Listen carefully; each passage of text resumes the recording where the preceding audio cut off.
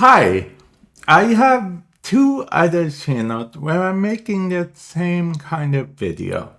I'll put a link in the description below to both of the channels. Feel free to check them out. But this channel, iTechnically, is going to be a bit different because I'm going to talk about how it is for me as a content creator with a disability. Okay, for those of you guys that don't know, I have CP or cerebral palsy. It tends to affect my speech a little bit from time to time, as well as my hand-eye coordination.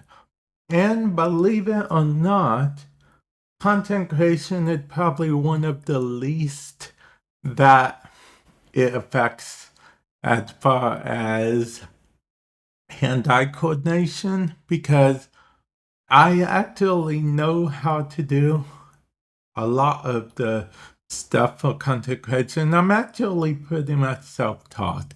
Now I know what you're thinking. Why are you talking about content creation? You could be talking about the tech side of things. Well, I mean, I feel like having a disability does not change my ability to or not to use tech. Like right here, I have an iPhone, and I feel like it's the same iPhone that I'd have if I didn't have any kind of disability. So, yeah, we're going to talk about content creation side of things because there are potential hurdles, okay? Now, even though my hand-eye coordination doesn't per se affect it, I'm not the fastest typer in the world, okay? Last time I took a typing test, I believe it was somewhere between 14 and 20 words per minute. I am a very slow typer, like super, super slow. So when it comes to stuff like subtitle, like subtitling, using captions for my content, I know there are some sites and whatnot out there that can do it for you, but that's where the second thing comes into play, which is my voice. For the most part, most people understand me just fine. I know there will always be some YouTube comments where they think it's funny to say, dude, I can't understand the words you're saying, blah, blah, blah. I usually just delete those and move on because it's just one of the things, don't feed the trolls, right? So, yeah, but genuinely, sometimes AI does have trouble understanding certain words I say. So the thing about that is sometimes if I want to have it caption what I say, sometimes I have to go back and double check, make sure that it's the right thing. And if it's not, change it. But overall, it does still save me some time because it does get a lot of the words right. It just depends.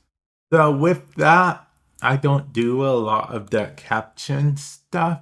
It's one of the things that became popular when shorts first became a thing on YouTube. First, it was the whole TikTok thing. Then, YouTube was like, hey, let's take this from TikTok. And then YouTube like, hey, you know what? Let's introduce games. I think that games on YouTube now, right? They're called playables or something like that. I don't really know, but yeah. And no, I'm not sponsored by YouTube at the moment or sponsored by anyone at the moment in this particular video.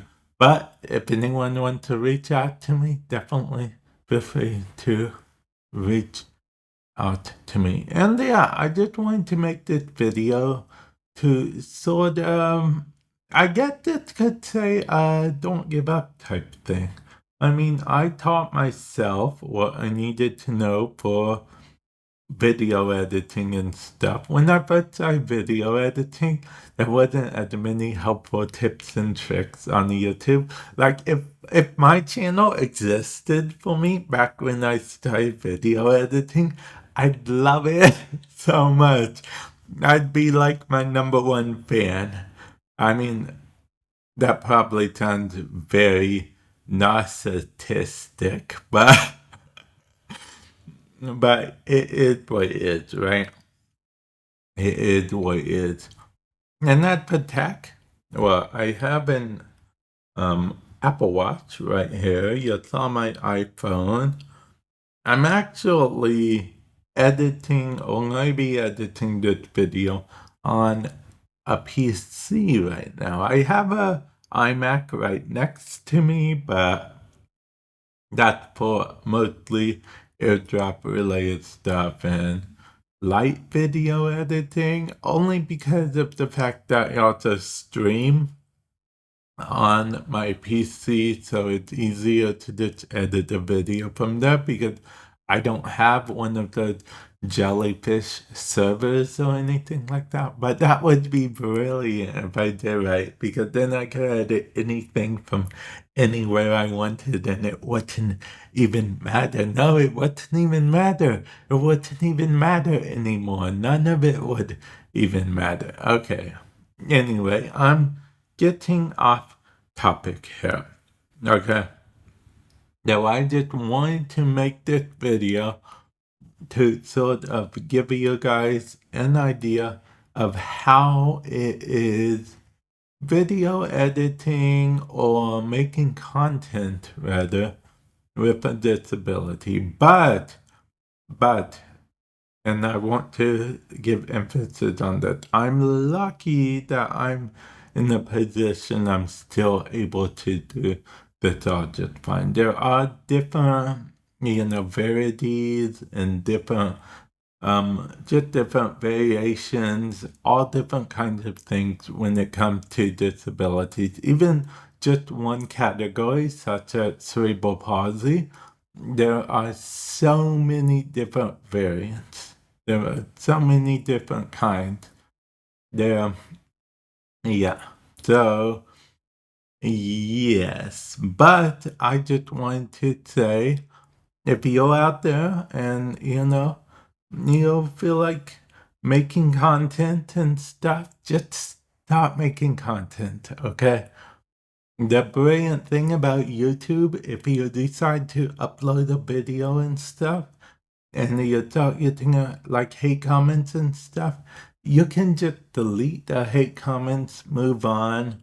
The system, you can even filter out certain words.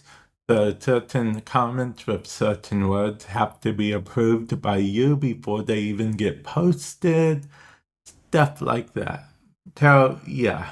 I don't know why this video ended up being more of a motivational one compared to the other two, but if you'd like to check out the channel where I have the other two videos I did, feel free to check them out. Link in the description below. And with that said, I will catch you guys in the future. Later.